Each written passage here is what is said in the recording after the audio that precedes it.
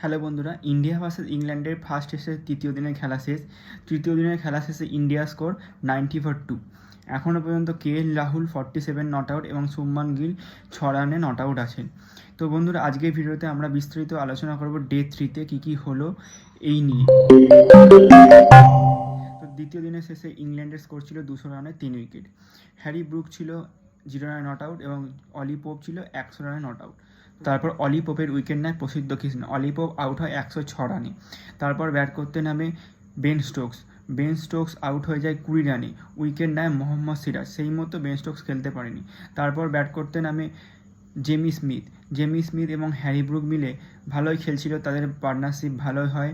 Lunch পর্যন্ত তাদের score ছিল 327-এ 5 উইকেট। হ্যারি ব্রুক ছিল 57 রান। লাঞ্চের পর খেলা শুরু হয়। খেলা শুরু হতে 40 রানে আউট হয়ে যায় জেমি স্মিথ। অসাধারণ ক্যাচ ড্রপে সাই সুদর্শন এবং রবীন্দ্র জাডেজা। উইকেট নেয় প্রসিদ্ধ কৃষ্ণা। হ্যারি ব্রুকসের 82 রানের মাথায় একটা ক্যাচ ফেলে দেয় জয়সওয়াল।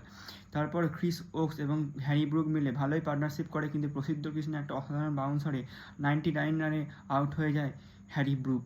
তারপর ব্যাট করতে নামে ক্রিস ওকস এবং ব্রাইডেন কার্টস মিলে মোটামুটি কিছু রানের পার্টনারশিপ করে। তারপর বুমরার অসাধারণ বলে আউট হয়ে যায় ক্রিস ওকস। তারপর ব্রাইডেন কার্টস এবং জস টার্নস মিলে কিছু রান করার পর মোহাম্মদ সিরাজের দুর্দান্ত বলে বোল্ড হয় ব্রাইডেন কার্টস। তারপর আর কিছু রানের মাথায় 465 রানে অল আউট হয়ে যায় ইন্ডিয়ার বোলারদের মধ্যে অসাধারণ বল করেছে জাসপ্রীত বুমরা। সে নিয়েছে 5 উইকেট। প্রসিদ্ধ কৃষ্ণা নিয়েছে 3 উইকেট এবং মোহাম্মদ সিরাজ নিয়েছে 2 উইকেট। সেকেন্ড ইনিংসে ব্যাট করতে নামে ইন্ডিয়ার শুরুতেই আউট হয়ে যায় জয়সওয়াল 4 রানে। উইকেট নেয় ব্রাইডন কার্টস। তারপর ব্যাট করতে নামে সাই সুদর্শন এবং রাহুল মিলে ভালোই খেলছিল, কিন্তু বেন স্টোকসের একটা বলে আউট হয়ে যায় সাই সুদর্শন 30 রানে। তারপর ব্যাট করতে নামে শুভমান গিল, কিন্তু বৃষ্টি হওয়াতে আর ওভার খেলাতে পারেনি আম্পায়াররা।